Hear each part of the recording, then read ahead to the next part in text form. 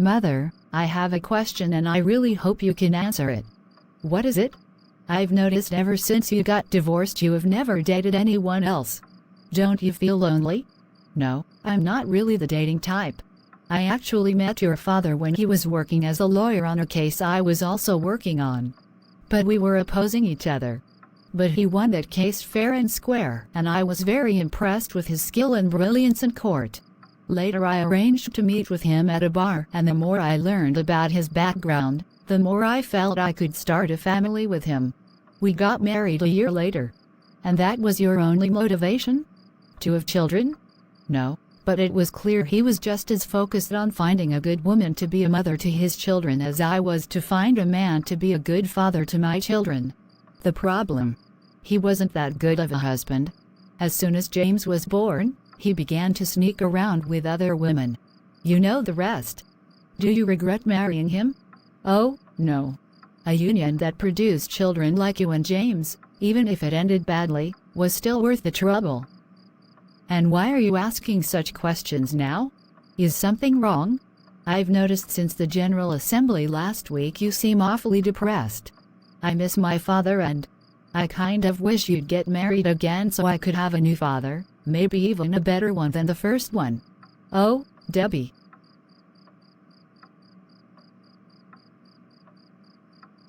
Since I don't want any more children, I simply didn't consider it necessary to find a new man for my life. I still don't. I hope you can understand that. Mother Jessica, that's the fourth game of Uno you have won in a row. Are you cheating? Of course not. Just lucky. Hi. Just a moment. Hello? Good evening. Are you Jessica Sims? Yes. Who is this? My name is Jessica also. Jessica Lessie. That last name sounds familiar. Are you related to Martin Lessie? Yes. I am his wife. And why are you calling me? I want to ask about the child you had because of my husband's sperm. How is that child? I know nothing about them. That is by design. I made Martin sign a binding contract that he was to have no further contact with us before our child became a legal adult. And I'm sticking to those terms. I understand. I have read the contract and don't wish to violate it. But that contract does not forbid your child from having contact with me as his wife, or their blood siblings, my children. I have 5-year-old twins that are your child's half-brothers. Don't you think your child should get to know them?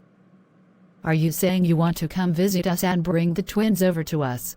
Yes. Would that be acceptable? One moment. Carrie, how would you feel about meeting a couple of boys who are supposed to be your brothers? I suppose that would be nice. But the one I really want to see is my father. Without him, I wouldn't be here.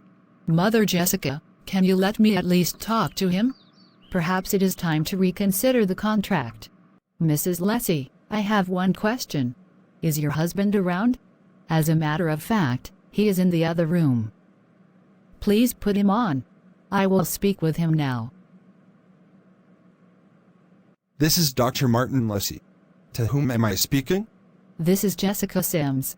You know, the one you made a baby with over 15 years ago. And why are you calling us?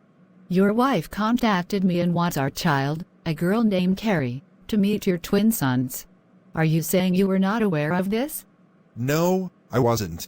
If you are against this idea, we can end this conversation right now and I will have a talk with my wife about her interfering in your and Carrie's lives. Actually, I was wondering if you wanted to talk directly with Carrie. She has asked about you and I think she even wants to meet you. Will you speak with her now? Okay, put her on. Hello, this is Carrie. Is this really you, Father? Yes. I am Dr. Martin Lessie, the man your mother Jessica Sims made a deal with to produce you. But legally, I am not your father, only genetically. And I was never expecting to hear from you. I have always wondered about you, since half of my DNA came from you. I will always be grateful for my two wonderful mothers, but something always seemed missing. I want to know you.